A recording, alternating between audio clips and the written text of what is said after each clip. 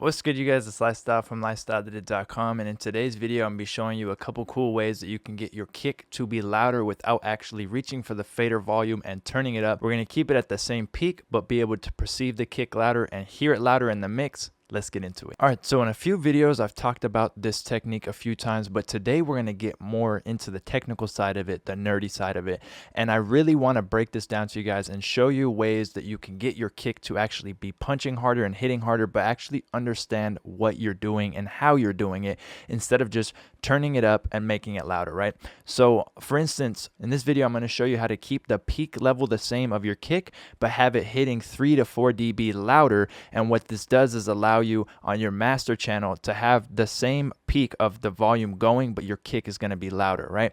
So I just have a kick loaded in here, but let's say you had a whole mix and you went to put a limiter on the master, or you were going to use a clipper for the master, whatever you're going to use, and you wanted your kick to be louder, but when you turn it up, it's making the limiter do more gain reduction and it's kind of bugging you and it's starting to make the limiter pump or something, right? And you want to get that kick louder and to punch more through, but keep it at the same level you have it set at. So if it's peaking at -6, let's say, for example, you want to get it louder, but keep it peaking at -6. I'm going to show you that today with a few different plugins. A couple of them are paid, a couple of them are free, but you can implement this with any limiter or clipper, and we're going to get into it. And I'm going to show you with a meter exactly how to do everything and understand it all. So I got a kick loaded in from the Versa kit, right? Sounds good. Nice kick. We have it loaded in. I didn't touch anything on the gain right here, and I went ahead and linked it into the mixer right here. Now I already have these pulled up to show you what they're going to sound like, and then I'll go through each one and explain it. And then we have a nice metering plugin right here, and we're really just going to be focusing down here on the true peak so that I don't have you guys looking over here trying to see, and we're going to keep the true peak the same. So if I press play with no plugins on, we have a true peak reading of -9 dB. So I'm going to keep it at -9, but make it louder. So like I said, I'll explain all these after, but I'm just going to show you how they're set and how each one sounds. So like I said, -9. Let's turn the first plugin on. G clip. Already louder, still at -9. So before, after. -9. Cool, let's go to the next one. JST clip. Before, after. -8.9. I got as close as I could. That's literally the same volume pretty much. I can go in here and try to adjust this trim knob down. Yeah, I'd have to go in there and try to get it down 0.1, but that's fine. Exactly, it's almost -0.9. So let's hear before, after. Louder. Okay, now let's go to a limiter. Limiter is nice and easy to set because we can literally just put the output ceiling to -9, right? So let's go in here, before, after. So we're hearing that these are way louder, right? But they're peaking the same. And that's great because with that, what that means is if when this is feeding into the master channel with our whole beat playing or the whole mix playing, we can get this up by almost, let's see how much gain reduction we're doing. Let's just go into here and look at our gain reduction.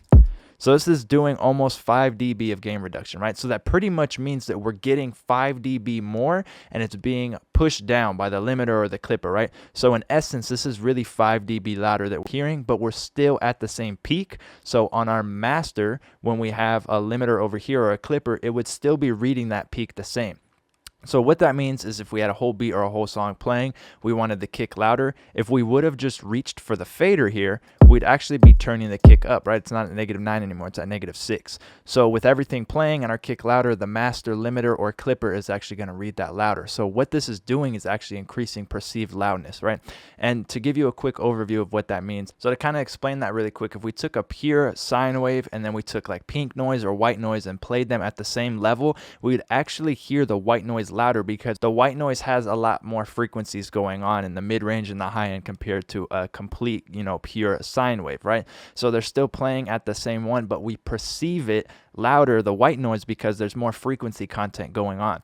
So what we could do to fix that with that sine wave of it being pure is to add distortion. That'll add harmonic content to it, and we'll be able to perceive it louder if we kept it the same peak. It's kind of what we're doing here. We're keeping things at the same peak, but we're kind of increasing the perceived loudness, and we're telling it cap it at -9, but push gain into it and stop it there. And what that's going to do is add some harmonics, some distortion sometimes, depending on the clip or the limiter, and we're going to actually hear it louder. So now let's actually go in and explain how to do this on each one. So in G clip, let's go ahead and just put a brand new G clip on. Let's go over here. G clip's really cool. When we turn it on, you actually see the reading. So it actually didn't reset it. So we'll just reset it like this. So this is our kick without anything happening, right? And G clip, I've explained in a few videos. Over here, you could zoom in to see your wave file bigger. It doesn't actually affect it. And to kind of go over this quickly, think of this clip as the threshold, right? So no clipping is going to be happening until we get this clip knob or this threshold down to where our peak is at. And then when we get it there, so pretty much we're going to set this clip or this threshold to -9 dB. When it's there, now we could take the gain and push it in and get it louder, but it's still peaking at -9. And then with the softness knob, we can either have a soft clip or we can have more of a harder clip, right? 100% would be a softer clip and a harder clip, depending how you want it to sound. So let's go ahead and look here. About -9, let's say we push some gain into it, right? We'll kind of start to see where our ceiling was set. So -0.7. So we actually need to bring this down a little bit. So let's see. So that's about -9, right? Cool. So now that we have our threshold set there, we can start to actually push gain into it. No matter how much gain we push into it, we're going to be peaked around there, right? It just sounds kind of bad. But we can go here or we can go here. And we're still seeing it peak at about -9. So let's go ahead. Let's just push like maybe 3 to 4 dB in. I don't want too much. Let's go and press play.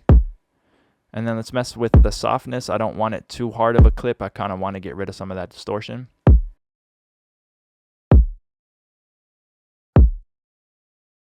Let's move it back a little bit. Cool. I think that sounds good. And then let's go before and after. So let's look at our loudness. Look at our peak. Turn it on. We can actually push it up a tiny bit more.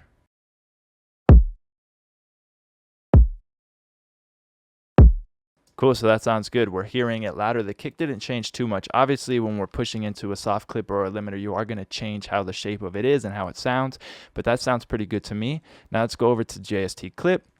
Let's go ahead and reset this. Everything's good. And I'm just going to push this in and start to get a tone, and then I'll go ahead and trim it back down to -9. Let's go ahead.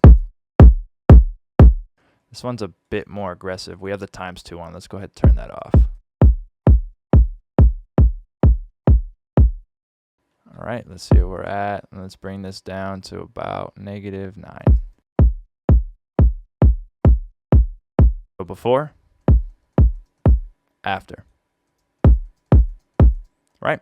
It's louder, sounds better. If you don't want that distortion in it, you can tail it back a little bit, but especially when it's in the track, it'll sound a lot better. Like I said, you could either turn it down or maybe you can go EQ it out. So the last one is going to be a limiter. So let's go ahead and reset this. You could do this with any limiter. I'm just bringing up L2 because these are plugins by Waves in the bundle that I have.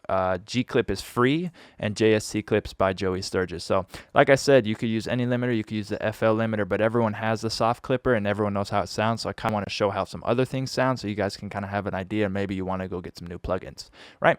So let's go over here and let's see what we're at. Still at -9, obviously. Make sure everything is off but the limiter, which it is. So now we already know we want our out ceiling at -9, right? So let's go ahead and put our out ceiling at about -9. And let's start to pull down our threshold and let's shoot for about 3 to 4 dB of gain reduction right over here. So you hear it's already getting louder, right? And now we're going to start getting into actually getting some gain reduction out of this.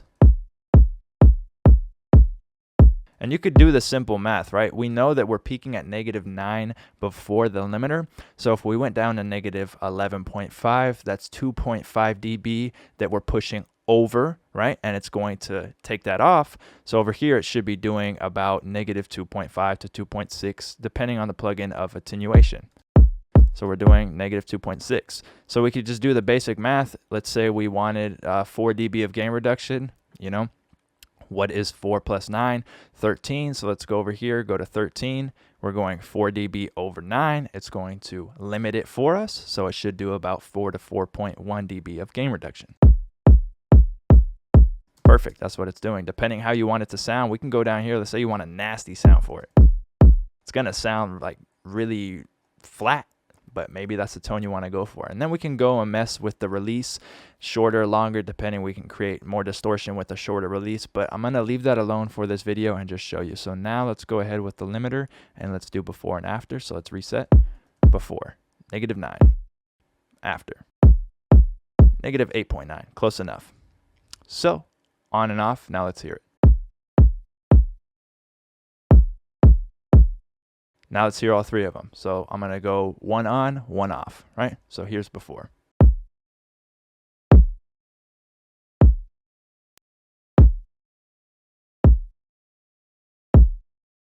So the limiter obviously sounds a little less aggressive, right? Clippers are going to be more aggressive, but it'll really get you that punch and knock.